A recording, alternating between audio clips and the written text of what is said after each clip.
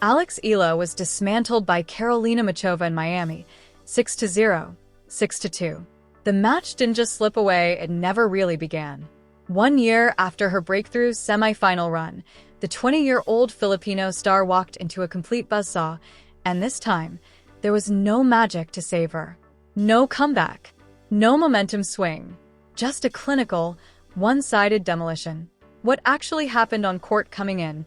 Eala looked ready. Her straight sets win over Magda Linette wasn't just a victory, it felt like closure. High IQ tennis, controlled aggression, and a sense that she had finally turned a corner. Confidence was real. The moment felt right, and yet everything unraveled instantly. First set. Over in 22 minutes from the opening point, Muchova imposed a completely different level. 22 minutes. 6-0, not just dominance, total control. She didn't overpower Eala. She outplayed her in every dimension. Slices that stayed low and died on contact drop shots that dragged Eala out of position, a heavy kick serve that broke her rhythm. Muchova used the entire court like a chessboard. Every rally had intention. Every shot forced a reaction. Eala wasn't just losing points, she was being pulled apart strategically. The stats say everything. The numbers were brutal. Points won. 52 versus 26 break points. 5 out of 5, that's not just efficient. That's flawless execution. At this stage of a WTA 1000 event, you almost never see that kind of gap. This is what elite-level tennis looks like when everything clicks. Second set. Brief resistance, same outcome. Eala finally got on the board. The crowd responded. Energy returned, for a moment. But Muchova never allowed it to grow into pressure. Every time Eala tried to step forward, her aggression got neutralized, her net approaches got past, her rhythm got disrupted again. Eala fought, but the gap remained. 6-2. Done in under an hour. The bigger issue, and now, the uncomfortable reality. Eala still hasn't found answers against this specific challenge. The pattern is becoming impossible to ignore. Players like Muchova don't just hit hard. They change pace, vary height, and break structure. That's where Eala struggles. She thrives on rhythm. But against this kind of variety, rhythm never exists. Final take. This wasn't just a loss. It was a reminder of the next level she needs to reach. Because beating top players isn't the issue anymore.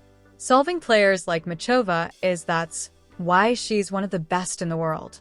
She didn't just create chances, she finished every single one.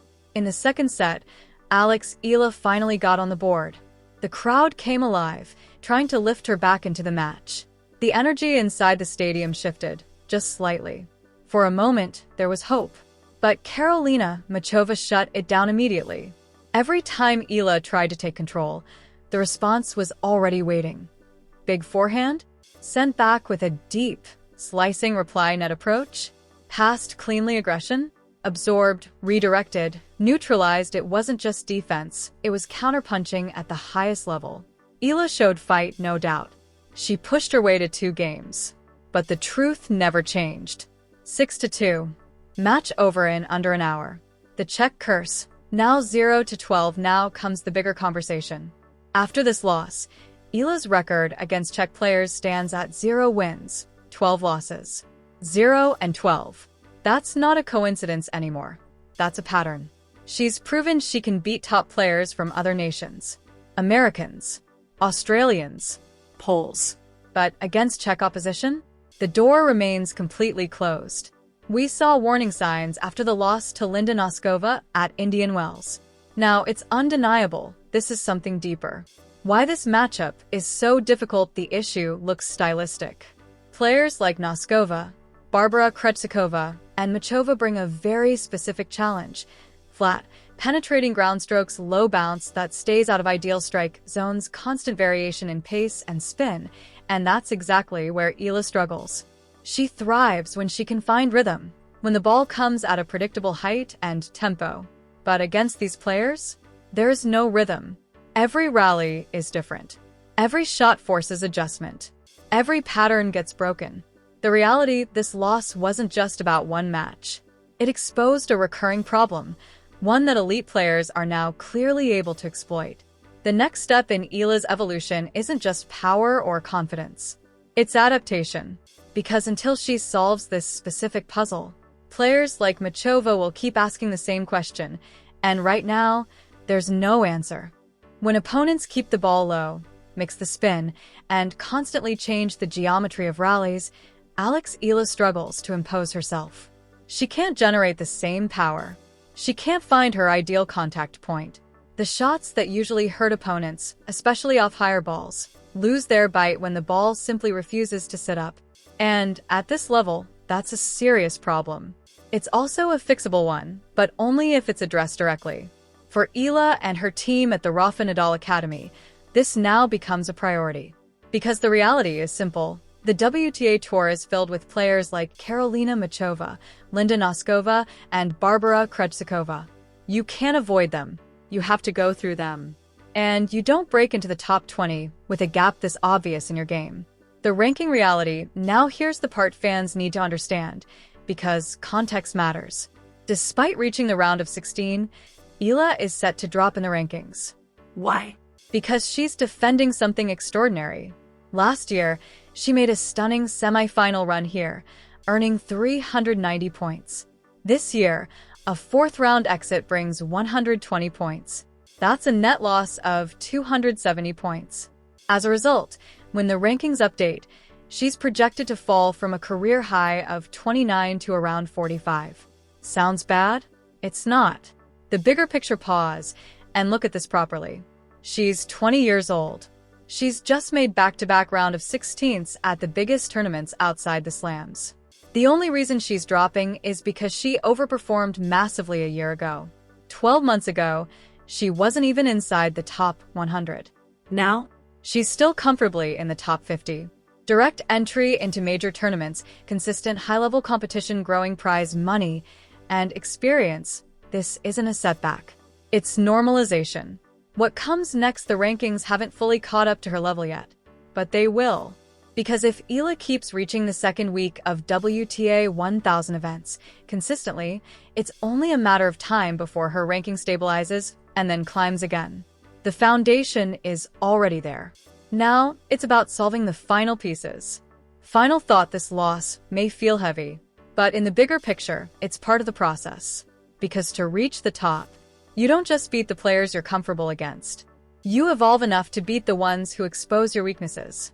And right now, that's the next step in Eala's journey. And the truth is, it's entirely within reach. If Alex Eala keeps trending the way she is, a top 20 breakthrough this season is not just possible, it's realistic. What comes next? Next up, Austria. Eala heads to the Linz Open in early April, the official start of her clay campaign. And this might be exactly what she needs. Clay changes everything. It slows the game down, it neutralizes flat power, it gives players more time to construct points against players like Karolina Machova. That matters. Because on clay, Eala gets what she didn't have in Miami. Time. Time to set up her forehand. Time to dictate rallies. Time to play her game. If she finds rhythm on the dirt, a return to top 30 territory before French Open is absolutely on the table. The detail everyone missed, but here's what really stood out. not the scoreline, Not the tactics. Her reaction. After the loss, Eala stayed composed. No racket smash. No frustration spillover. She walked to the net, shook hands, and left the court with her head held high. That tells you everything. Because now, she knows she belongs here. Last year felt like a breakthrough story. This year feels different. This feels earned. From moment to movement a year ago, that semi-final run looked like a Cinderella moment. now, A round of 16 finish feels normal. Expected. That's the shift. One-hit wonders have flashes. Real contenders build consistency. And Eala is starting to look like the second type. The honest assessment, let's be clear, this loss matters. A 6-0, 6-2 defeat is not subtle. It's a statement. It shows there is still a gap between Eala and the elite tier. But here's the exciting part. Now we know exactly what that gap is. The serve needs more variation, the defense needs to hold up against flat pace, and the check problem needs a real solution, not avoided, not delayed. solved. Final outlook: she's 20 years old. She has the talent. She has the mindset. She has the environment to grow, including her team at the Rafa Nadal Academy. The gap is real, but it's not permanent. And with the clay season starting now, there's every reason to believe the most important chapters of her story are still ahead. This isn't the peak. It's the setup.